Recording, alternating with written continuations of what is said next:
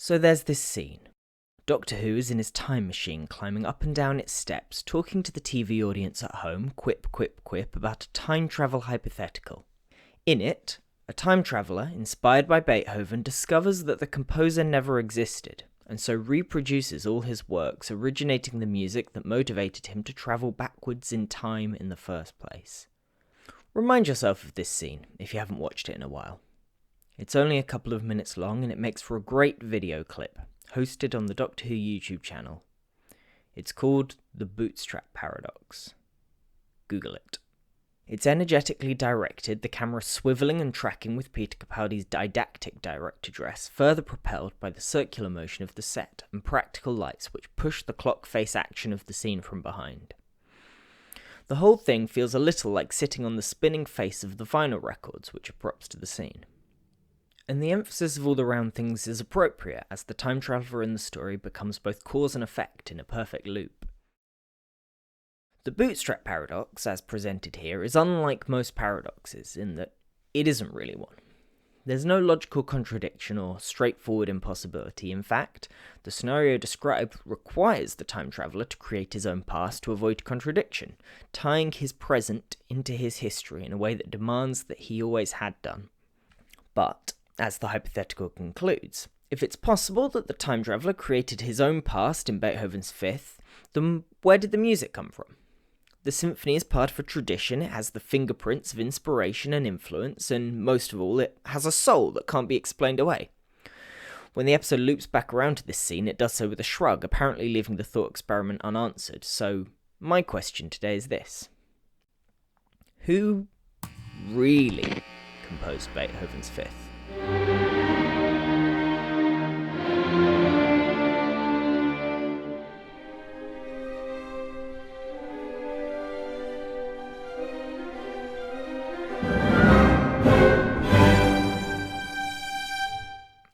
This scene sits in the middle of a two-part Doctor Who story with the kind of legacy that writers dream of, achieving widespread popularity among fans and general audiences alike without the thing itself needing to actually be any good. Members of the large cast have that quality of each having been conceived to serve a discrete narrative function, with the plan to collapse them down into a smaller number of more multifaceted characters in a later draft that must have fallen out of time like Beethoven's Midwest emo era. And the plot is ungainly in the places it should be hitting hardest, grandstanding on sub-Back to the Future 2 tier time travel shenanigans and still screwing them up. And the central premise that these are real, actual ghosts doesn't so much get sidelined as redefined into meaninglessness, lost in the noise of the other misaligned narrative threads. I realise this isn't sounding very much like a defence so far, and you might be wondering why I've come out to bat for something I clearly don't like. It's because I think it's funny. And the specific ground I'm staking for this unreasonably deep defence is this. Just because it mucks up the basic principles, just because it's commonplace in Doctor Who already, and just because it was explored with more proficiency literally 1 week earlier, doesn't mean that there's no value in this story taking a closer look at the Bootstrap Paradox. And just because this story is the clear weakest link, doesn't mean that its ideas aren't serving the themes of the series overall. In the same way that the composer plays the orchestra rather than any given instrument, I'm more concerned with how this story contributes to the symphony overall than its quality as an individual performance. In Under the Lake and Before the Flood, the Doctor and Clara find themselves in an underwater mining facility called the Drum, another round thing, not to mention musical instrument, built in the remains of a 1980s military training camp. There the crew are haunted by the ghosts of their former colleagues, which turn out to have been manifested by an alien defeated in the same place almost 100 years previous. He's called the Fisher King and is named for the similarly wounded knight of Arthurian myth detailed in the Vulgate cycle, also known as the Quest for the Holy Grail. In some tellings of the myth, the Fisher King's injury is the loss of his Fisher Prince, and I can promise that that information is going to pay off by the end. In travelling backwards in time, the Doctor both accidentally and intentionally manufactures the conditions that led him to travel backwards in time in the first place, like the story of Beethoven's Fifth. These are the third and fourth episodes of the ninth series of Doctor Who, which is structured around a duality motif, each story being 2 parts long, reflecting the growing codependence and conceptual parity between the Doctor and Clara, which will culminate in her death and rebirth as a direct Doctor analogue in the finale. So we can already see echoes of the major ideas of the series in Before the Flood, where the dead return, hero's quest for immortality, and the story bootstrap loops back around on itself, like Clara's origins in Hellbent, essentially repeating the Doctor's prayer to an unearthly child. Toby Whithouse, the writer of Under the Lake and Before the Flood, previously wrote The God Complex, which serves a similar structural role to Face the Raven as a decoy conclusion for the characters. Both episodes are a feint towards a familiar ending to the companion's story, which the series finale will go on to reject and replace on the grounds that the familiar ending is insufficient. This narrative sleight of hand involves playing the first bad ending straight in an authentic register, right up until the reveal. So again, Whithouse is leading us down the garden path. Clara is becoming too much like the Doctor, when only the Doctor should act like the Doctor is, the lie that we're heading towards. The drama of Under the Lake is focused on this setup for Clara's death. The Doctor takes her aside and warns her that in becoming more like him, she's putting herself at risk of a situation she can't get out of, foreshadowing Face the Raven so directly as to remind you that from the first episode of the series, her death was pre-written. You might wonder why Clara acting like the Doctor spells her certain death, when the Doctor acts like the Doctor almost all of the time. And in the plain text of the episode, the Doctor says that he can just survive these things, and she, being more breakable, just can't. An idea so full of gendered assumptions that it's threatening to explode in blue and pink confetti. Which seems to me to actually leave the question unanswered. Why does Clara die on Trap Street when the Doctor never would? And what force is it, ultimately, that brings her back to life? I'm sure that Beethoven's Fifth was chosen for the thought experiment mostly just because it's so well known, and possibly also as a mirror to Cass, Beethoven famously going deaf at the time he composed it. But the aesthetic qualities of the music must have been a part of the decision too, and I think the reason the piece has such a social presence is that the booming motif of the first movement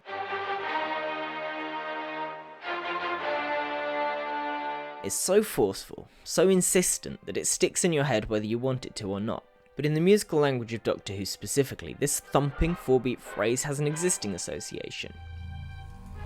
As Beethoven himself is said to have explained, with this sound, fate knocks at the door. 4 knocks. There's always 4 knocks.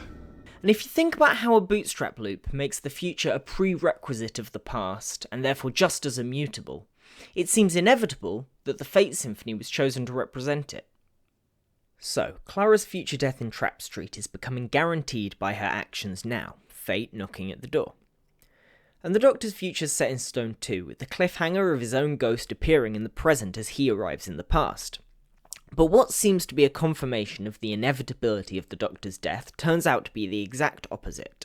After some old-fashioned angsting over the righteousness of changing or not changing history, it's revealed that the Doctor's ghost is not only fake, but an essential part of the clever scheme that ensures his own survival. The thing that seemed to prove the certainty of his dying actually proves the certainty of his not dying. The other ghosts in the story that aren't the Doctor's can, with a notable exception, only communicate one thing in one way. They silently mouth a set of directions towards the Earth, which is apparently around the 4th star of Orion's sword. But these words also contain the power to keep people alive after their death, which explains the ghosts, but then raises unanswered questions about how mere words could have such power.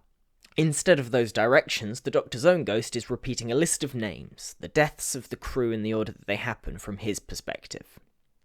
He explains the usefulness of that list to Clara. The prospect of losing her gives him the motivation that he needs to complete the loop, save Clara from her place on the list, and survive his own demise. Like pre-fridging.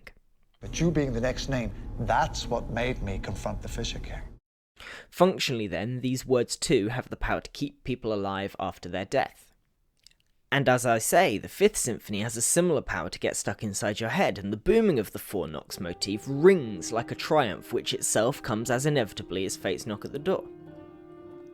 The symphony starts and ends in the same place, in the key of C, but shifts from the mournful minor to celebratory major, much like the reveal that the Doctor's ghost was part of his bootstrap victory all along. And the first analysis of this symphony, written, quite strangely, by E.T.A. Hoffmann, describes the culmination of the fourth movement as a wondrous spirit realm where grief and joy embrace. This sense of inevitable victory is musically underscored at the end of the story, when the electric guitar version of that 4-knock riff comes back in.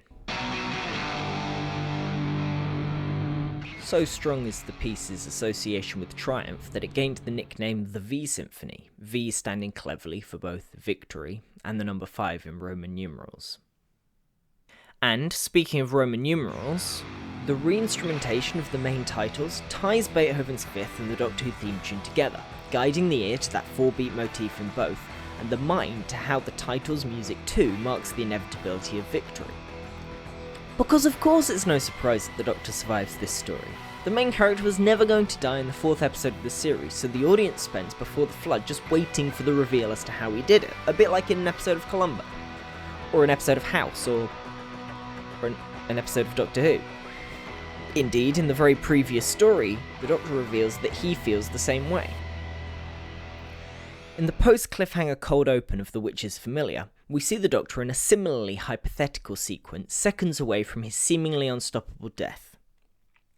Clara deduces that the reason he survives, the reason he always survives every cliffhanger scenario, is that he assumes he already has and works backwards from there. Her realization is stamped with this shot as she starts to see through his eyes. This is bookended in the penultimate episode of the series, where we the audience are let inside his head and directly shown the clockwork there.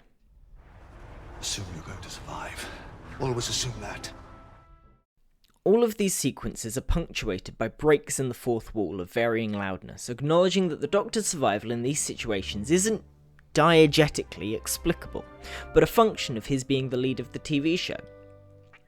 See how this sequence sets the scene in black and white with horizontal scan lines visually exaggerating its televisuality? See how here the Doctor watches himself on a monitor from the comfort of his home, like we do, trying to figure out how he's going to survive because he obviously is. As the lead of a procedural TV show, his winning is so certain that any of the laws of physics will bend to accommodate it. The list is a bit of a diegetic breach as well, as if the Doctor's found the formula of this week's Base Under Siege story, and it's exactly the motivation that he needed to win, exactly what he would have come up with to motivate himself, and indeed is exactly the motivation he does give himself in Heaven Sent, facing similarly certain death. But, as he explains to Clara, the Doctor didn't actually write the list, because he copied it off himself. Who copied it off himself? Who copied it off himself? It's very wibbly-wobbly, timey-wimey, which you might remember is a phrase that was itself the result of a bootstrap loop, read, recorded and repeated despite clearly being written in the Doctor's voice. As often in this show as you can shake a clockwork squirrel at, the Doctor's signature clever victories seem only to have been possible as a result of fate itself bending in his favour, or a writer tugging the strings. The final shot of the episode seems to confirm this reading, the smash cut back to direct address. Playing against the script, where this is written as a tiny glance to camera, the direction phrases the last beat as an overt question and answer cut. Who really wrote Beethoven's Fifth? The Doctor shrugs, as if to throw his hands in the air and blame the growing hole in the fourth wall. But this, I think, is the Whithouse bad ending answer we talked about before, that the Doctor's list can't possibly have come from anywhere other than the writer of the episode. Extrapolate this all the way to Trap Street, and Clara dies because that's just the fate she was handed from above, and to change that fate would require an author deciding on a different kind of story above her head. In this answer, nobody needs to have written Beethoven's Fifth, because it's just a fact of the universe. The soul of the music is explained in the same way as the souls of the ghosts, as a thin plot contrivance justified by leaning on the fourth wall. But there's another way to read that question cut that is the final shot of the episode, such that the answer isn't the Doctor shrugging, but the Doctor himself. In the spirit of the bootstrap loop, the answer is the person asking the question. And it's the simplest explanation too. If the Doctor's list seems to have been written by him, then maybe it was. Throw the rules of time to the wind, forget all that discount primer bootstrap loop plotting, because these are characters with motives so strong that they're able to create their own preconditions. Isn't this, after all, how Clara was introduced to us the first time round? Heaven Sent shows how, contrary to our intuitions, a stable bootstrap loop like this could actually have a beginning, only becoming circular with iteration, if you're concerned about making the logic work. But the answer to the question is the same either way. The emotional core is the idea that a person's motive, their insistence on themselves, can be so strong as to create itself from scratch. And from this perspective, Clara survives her own death because she assumes she's going to. We can fix this, can't we?